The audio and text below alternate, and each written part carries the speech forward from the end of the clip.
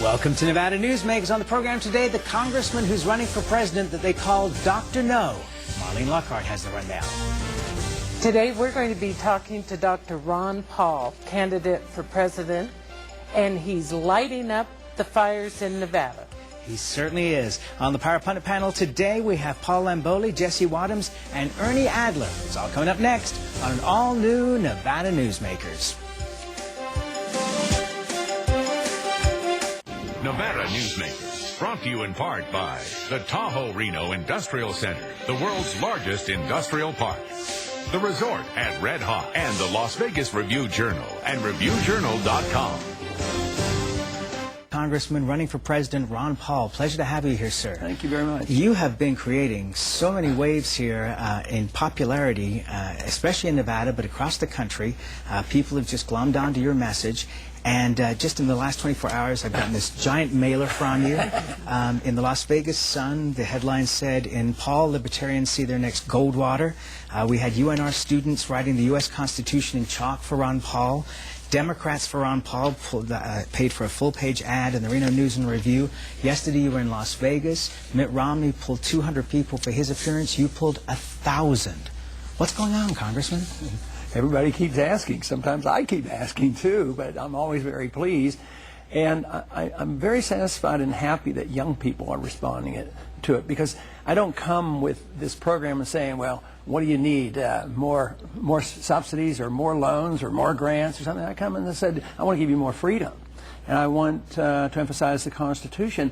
It's amazing how many young people, when I ask them, why did you join the campaign? They said, because of the Constitution. They love the idea of the rule of law.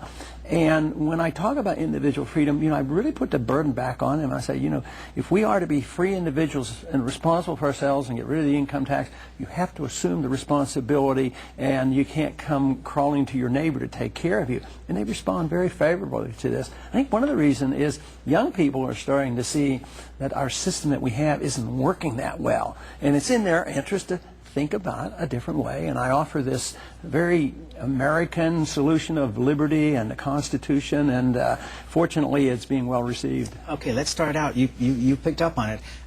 You want to abolish the IRS. I think we all agree with you, but what do you do to replace it, or how do we finance the country? Well, I'm not interested in replacing all those revenues. You can replace a few, but I don't like the idea that the government assumes they own all of your income and allow you to keep a certain percentage, because then they sort of own all the fruits of your labor, even if the percentage is reasonable, 10, 20, 30% or whatever. So I don't like that principle. But we have two problems: as how do you raise it, and how much do you raise? And I think we talk too much about how to raise it, even though I talk about the income tax being the worst. The bigger question is how much money do you want the federal government spending? If the people in this country want to continue a welfare system, and when it doesn't work well, go towards socialism, sort of like what they're talking about in medicine. So the managed care is not working, so they want socialized medicine. Same way, if the American people still want us to be the military policemen of the world and getting involved in all the places that we're involved, you really can't get rid of the income tax. You have to talk about more taxes and more inflation and more borrowing, because it's unsustainable under the current tax code.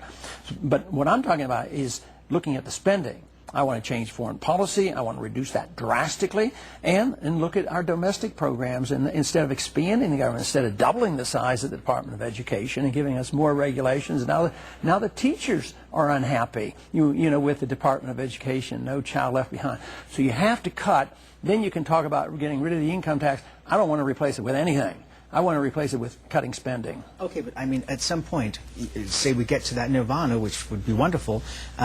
How do you then go about collecting the money that we need to run the basic services that the government's supposed to provide? I'd look to what we did between 1776 and when we organized our Constitution, and then up to 1913. We didn't have it, but we didn't have an empire to maintain, and we weren't in the welfare business. And we had tariffs, and we had excise taxes, we had some user fees. I mean, ideally we might argue, well, the states should take care of all the roads, but let's say we're going to maintain that, and that's what the American people want. pay for it through our gasoline taxes, which we could. But the problem today is we don't have the integrity in Washington to protect the highway funds. What happens is they have adequate money. They take that and spend it in the general revenue, like for the war.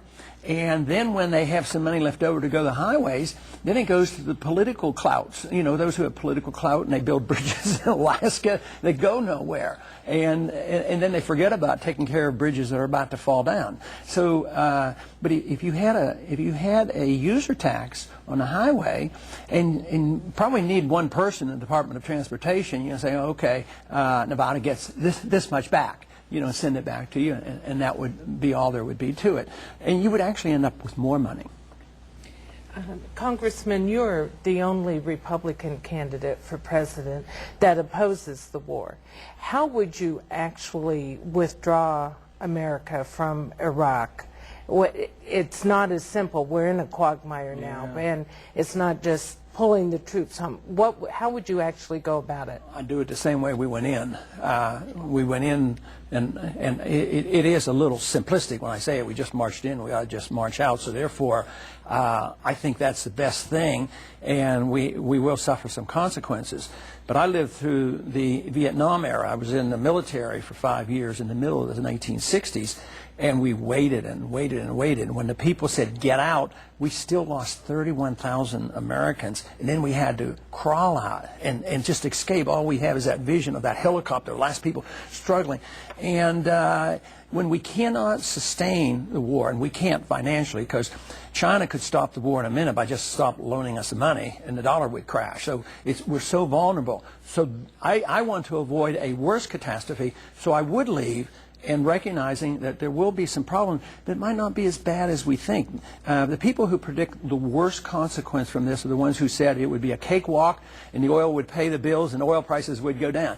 And they're the ones who are predicting this disaster.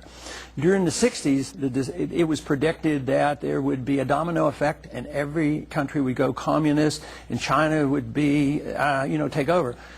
Instead, what happened is after a year or two of chaos there, they became westernized. So we achieved in peace what the French and the Americans couldn't achieve in 20 years of killing, and we did what more or less the founders advised: trade with people and talk to them. Here we're friends with Vietnam. We go there and invest in it. Their president comes over here. China has become our banker. So it's really ironic what happens when the approach is through peace and through trade and at least talking to people. And so I would say, yes, there could be consequences, but it can't be any worse than us going bankrupt, American soldiers continuing to be killed.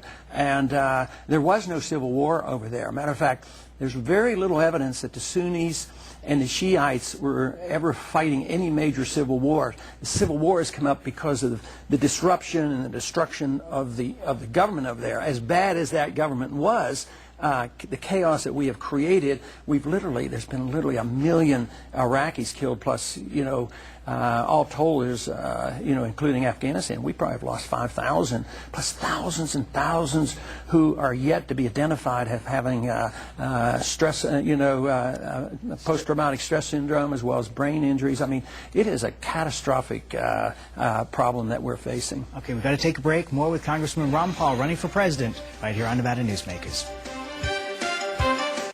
To get a DVD copy of any Nevada Newsmakers program, call 775-857-2244. The cost is $30, including shipping, handling, and tax.